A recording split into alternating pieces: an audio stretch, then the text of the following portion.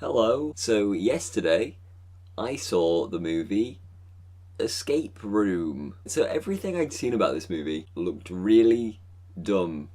It just looked really silly. I think that's maybe the reason I went to see it.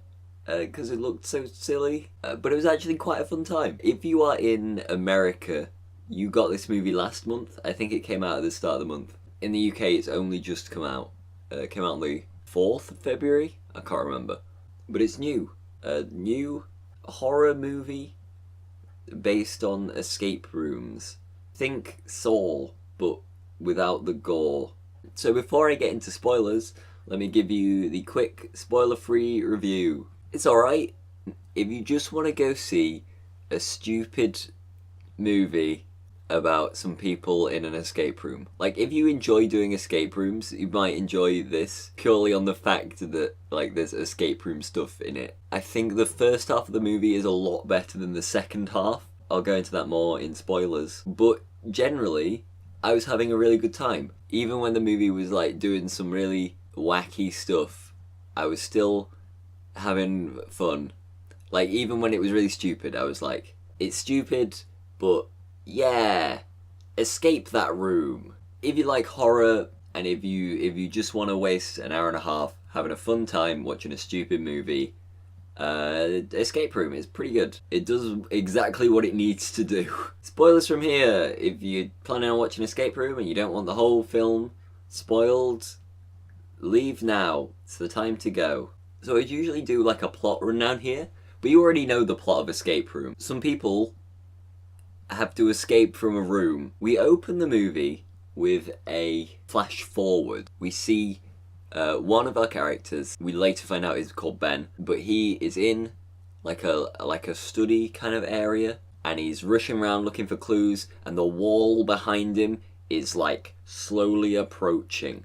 And while he's trying to solve this escape room, he's looking around and he's going, where are the clues? And he's looking at all the paintings on the wall and he's like, oh, their hands are in clock number places. Like, oh, that hand is at 4 o'clock or something. He's solving this puzzle, but he doesn't solve the puzzle in time, and it looks like he gets squished into a wall. And then we get the title sequence. It's Escape Room. And to be fair, that sequence was really stupid, but it was also really fun, and it perfectly sets the tone for the rest of the film. And then we get introduced to our three main characters, I guess. So we meet Zoe. She is a shy university student. We get her in a lecture. The lecturer's going on about something. He's like, hey, does anyone know what this is? And she knows what it is. She's got it written down in a book. She's going to put her hand up, and she doesn't, because she's really shy. So I'm thinking, right, we've got it. She's going to have to learn to be more confident by the end of the movie. And then her lecturer's like, Zoe, over the break, why don't you try something new? Like, just go out there and do something a bit different. Try escaping from a room, perhaps. And then we meet our other two main characters. There's Ben, who we saw in the flash forward. He's working in a grocery store, and he's in the back, like, labeling stuff. And he says to his boss, hey, boss, can I work out on the storefront? And he goes, I'd like to help you, Ben, but you're just not front of house material or something. And then we see Ben's got like a flask of alcohol on his desk. It's like, right, he's got a drinking problem. Got it. Film stuff. We're learning all about these characters. And then we meet our last guy, and he's like a businessman. He does business. He's sat in an office and he's on the phone to someone, and he goes, oh, Mr.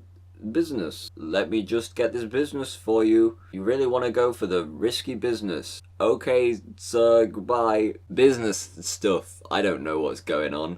And then they all get these cubes, these like puzzle boxes, and they all solve them, and the inside is cards. It's like, you're invited to do an escape room. And then they all go to the escape room, and we just meet three more characters. It's like, right, I wonder who's going to die first. The three characters who we've set up with like their individual backstories, or these three new people we just met. There is Amanda, who is like an ex-soldier in the army. There is Mike, who's just he's a down-to-earth country lad. And there is Danny, who loves escape rooms, and he's a true gamer.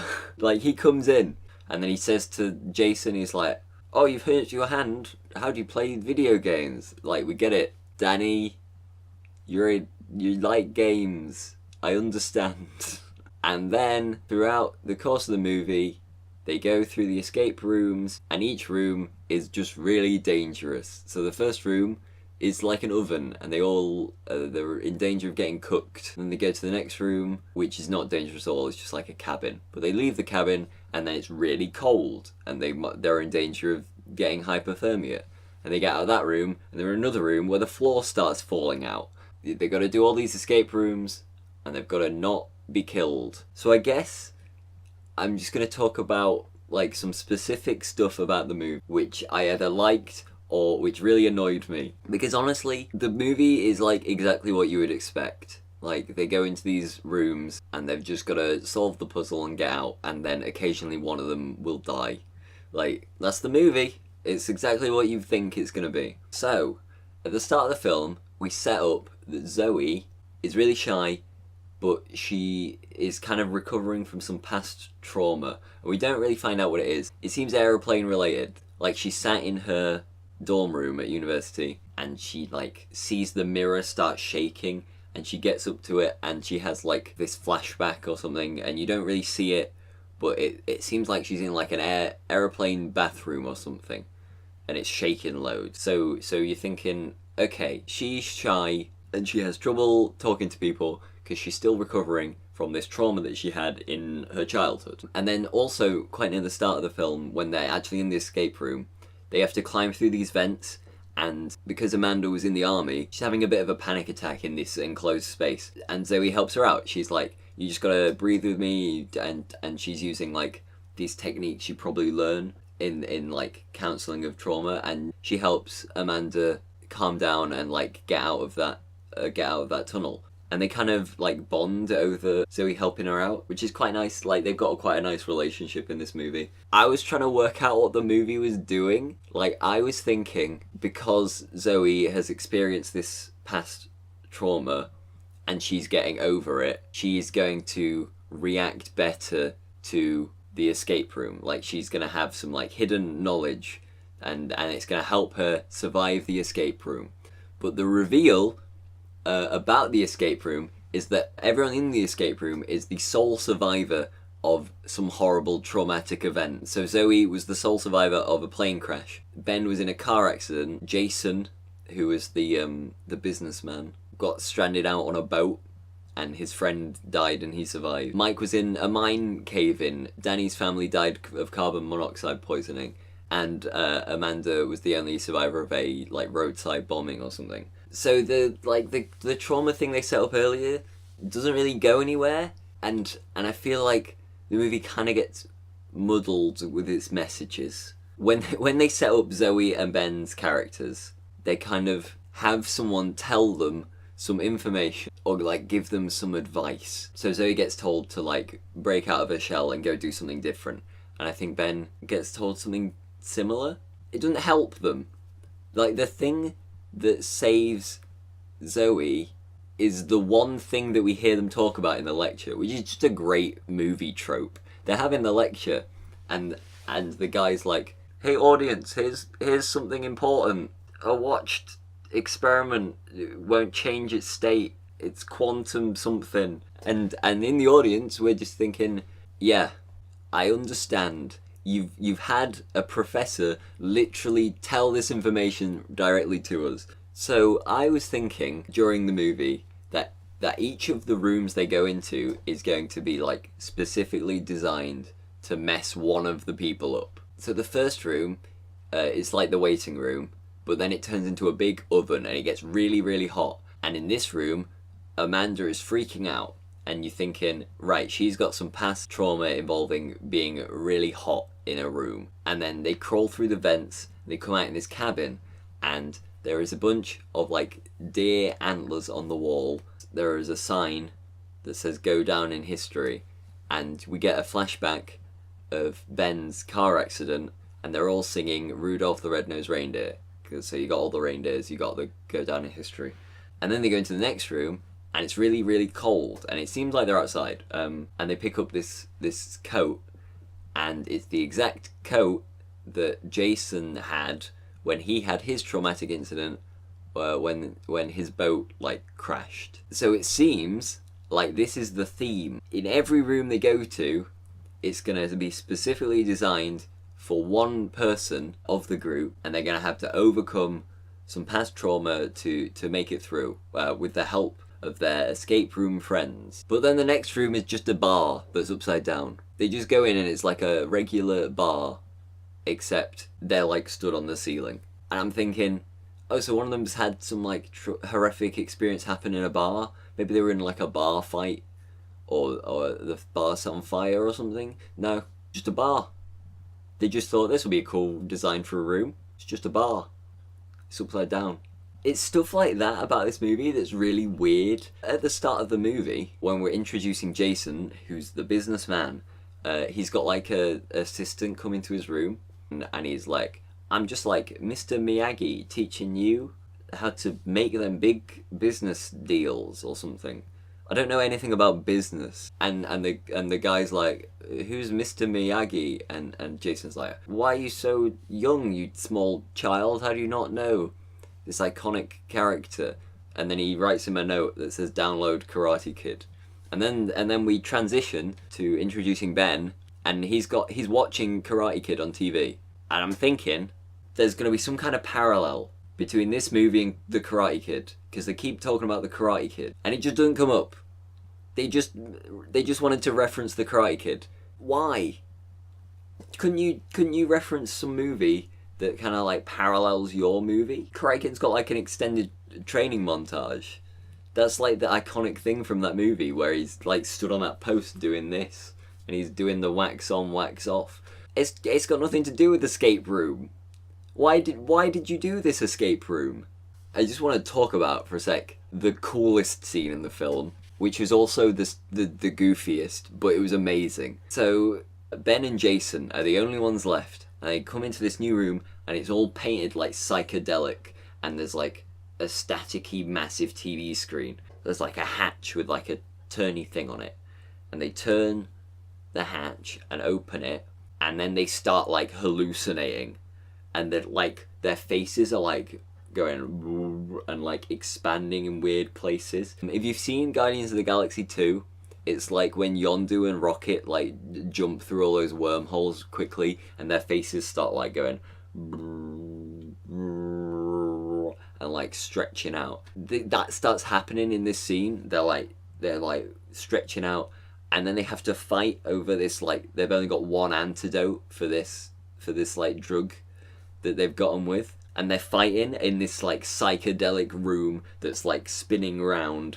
and they're all like morphing about all over the place, and then they start like flashing it, so between every like frame of movie there's just like a black one, so it's like being in a disco or something. And it's such a cool aesthetic, and then they get out of that room and then they don't do anything like that again, and it's like you got like one really cool drug trip fight scene. This is amazing. I mentioned earlier that Zoe has that lecture, and the lecturer talks like to us and says the state of an experiment can't change if it's being watched or something. And at a certain point in the film, Zoe like really latches onto that, and she starts smashing all the cameras that are on the wall because she's like figured it out. And she smashes all the cameras, and then two like people in hazmat suits come in to like clean up the room. And it seems like Zoe is dead on the floor because that room filled with poison that she was smashing all the cameras in. And then we get the best line in the film when the hazmat people see a gas mask hanging from the ceiling that was like hidden under one of the security cameras. And they go, what was she gonna do with this? And then Zoe, who was pretending to be dead, gets up, grabs this massive metal pole, smacks one of them around the head and goes, breathe, bitch. And it's amazing. Zoe's got action one-liners now. She's really come out of her shell over the winter break. So Zoe survives by doing that, by breaking all the cameras so they can't see. And Ben survives the actual escape room. He survives that crushing room that we saw in the opening by like sitting in the fireplace so he doesn't get crushed. And then he climbs out and he's like out. And Ben walks into this like big white room, and it's like, we're gonna meet the person who made the game. And throughout the whole film, they've been like, everything's been labeled for Dr. Wu-Tan Yu, setting him up as like the villain. And he meets this guy in this like big white room, and he's got all these screens up where he's watching all the rooms, and he's got a big screen that has the faces of all the people who are playing, and they've all got crosses through them. And it's just like this weird dude in a room, and Ben comes out, and he's like, "So I've won." And then the guy's like, "Yeah, you did it. We broadcast this for rich people to bet on." Because that's the plot of all of these movies. It's the Hunger Games. Do you remember the Hunger Games? Is that he meets this creepy man in this big white room, and the creepy man tries to just strangle him. Like, they have this elaborate game to kill all the other people, and then the one who makes it out, their plan to kill him is just have a creepy man strangle him in this room. What? You got all this money spending on this indoor ice room, and this room that is an actual massive oven. You couldn't like spring for a way to kill the last person. You could have just had them keep doing rooms until they died. Instead, he makes it out and thinks he's won.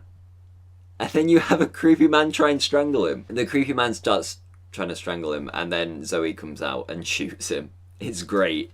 And then they have a little bit of the fight scene, and then Zoe and Ben escape because they kill that guy. And then they both go to hospital because they've had like a horrible time. Ben's leg is all messed up. And you're thinking, hey, they're in hospital. This will be the end of the movie, but they're going to get us with like the sequel bait. Like, they'll have one of their charts, and the doctor will look at it, and he'll put it down, and then we'll get a close-up, and it'll say, the doctor's name's Dr. Wu-Tan Yu. Ooh, they're still in the game. But that doesn't happen. They go to the hospital, and then the police come, and they're like, hey Zoe, could you come with us to check out the place where this horrible thing happened to you? And they go back, and it's like, there's nothing here. I think you're all making it up. We found all kinds of drugs in Ben's system. Maybe you were having a drug trip. And then we get just a flash to 6 months later. Ben and Zoe are meeting for a nice lunch.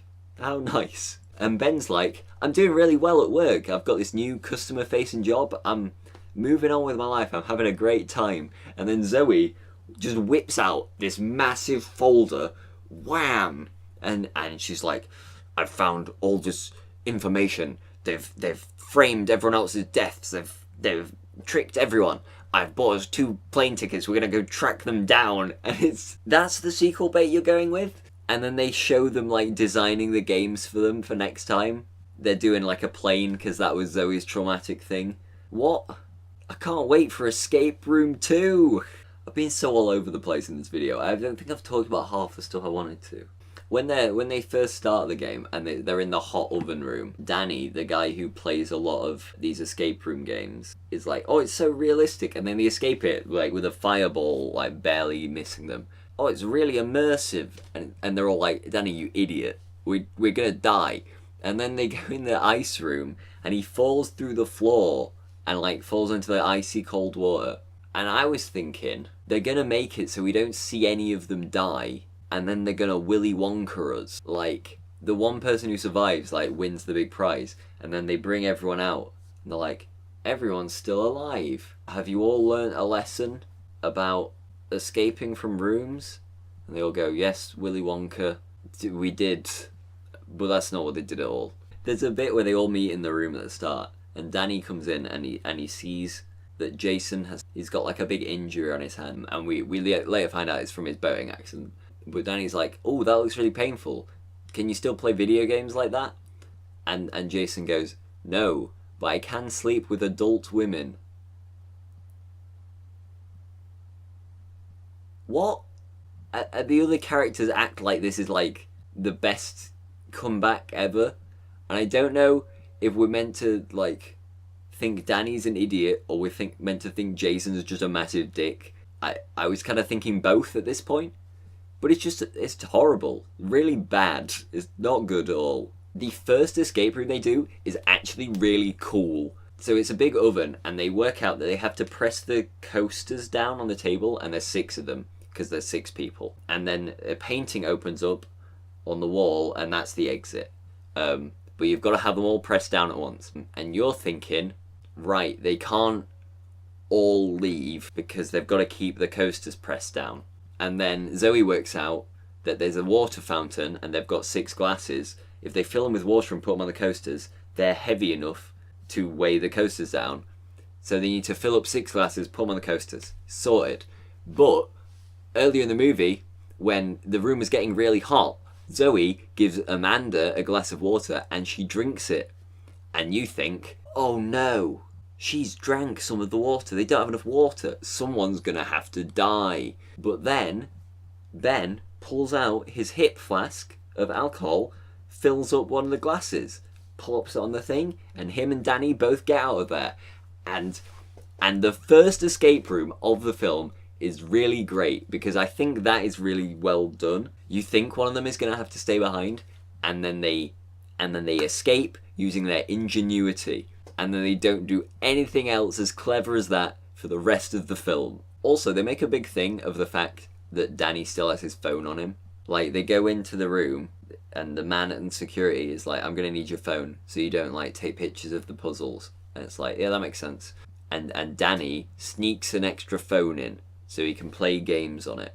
And you think, right, that's an item that someone has, it's gonna come up later. But it comes up one other time where he looks at his phone and says, I've got no signal.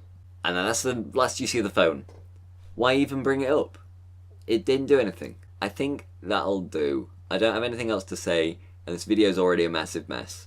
My final review of Escape Room. If you want to go and have just a stupid time and just enjoy watching a film with your pals, Escape Room is pretty good for that. It's very stupid. There's a lot of times that you can go, whoa, and like try and guess what's going to happen. It's a lot of fun. Just don't think about it for too long, because you would just realise that it's a mess. It's a big mess. They set up these characters and they don't do anything with them. The plot is kind of nonsense, and then they don't resolve anything at the end. They just have a big sequel bait. It's what I expected. Escape Room is exactly what you expect it to be. Thanks for watching. If you've seen Escape Room, let me know what you thought in the comments. I could see a lot of people having a lot of fun at this film. Like, it's a silly movie. You're gonna enjoy it. Like the video, I guess, and subscribe. That's the thing I never tell anyone to do, but like, I should be doing that, I guess. I've also seen that there is another movie called Escape Room that's on Netflix that came out a couple of years ago. And I think it's the exact same premise. So I might watch that and see how they compare, and maybe I'll do a video on that. But until then, bye. I'll see you later. If only I can escape this room. That's a terrible outro, don't use that.